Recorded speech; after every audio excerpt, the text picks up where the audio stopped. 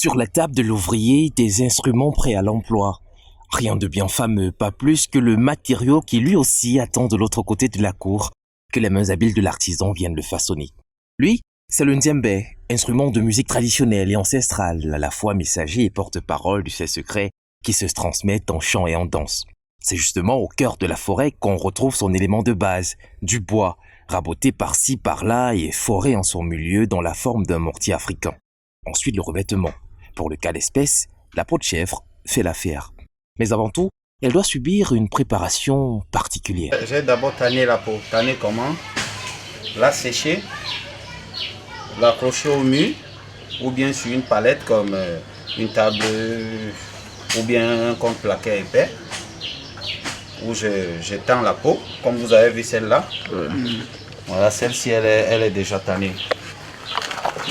Elle est sèche. Vous voyez? Donc, d'autres pays ou bien d'autres frères ici qui en fabriquent montent le djembé avec la peau mouillée, donc à froid.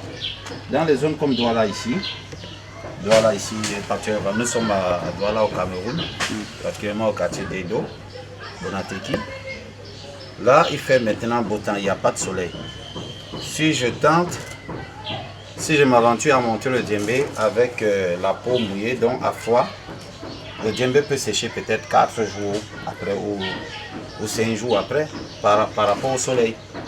Voilà, c'est pour cela le djembé, même en quelques heures dans les parties septentrionales ou bien dans le Sahel, il y a tellement de soleil et puis voilà, ça sèche vite. En quelques heures, à froid, ça sèche. Et c'est ici que s'éprouve le vrai génie de l'homme à la manœuvre. D'abord, il faut réaliser la coupe qui correspondra à la surface utilisée. Les années d'expérience du maître lui confèrent une précision chirurgicale. Sans trembler, la paire de ciseaux se fera un chemin entre les poils. La forme obtenue, quelques travaux d'ajustement sont nécessaires.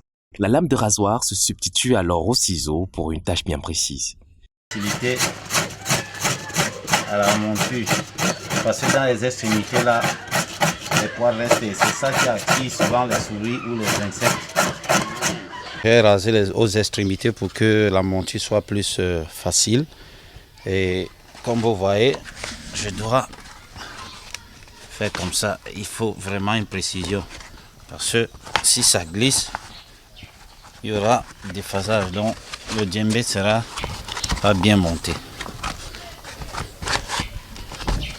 Donc voilà, il faut toujours tenir compte de tout ça. Donc il y a deux cercles. Il y a deux cercles.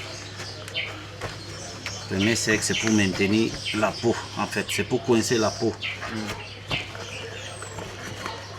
Pour coincer. Parce que quand les cordes vont passer dans les nœuds, ça va faciliter la tension de la peau. Ça va bien tendu. Ah ouais. Au travail de précision, il faut joindre les muscles nécessaires pour tendre cette peau récalcitrante à l'aide de cordes tissées au préalable. L'étape est appelée l'accordage. C'est elle qui déterminera quelles notes seront jouées sur le ndjembé. Ainsi prend-il forme. Mais là encore, ce n'est pas gagné. Un dernier rasage est nécessaire, délicat, car il faut se débarrasser des poils sans égratigner la peau. Auquel cas, ton travail et énergie seraient complètement gâchés. 2 heures plus tard, le voici bien vivant et fier, prêt à l'emploi. Un djembé tout neuf que le créateur ne tarde pas à mettre à l'essai, jouant cet air de satisfaction qui fait sourire les yeux et danser les cœurs.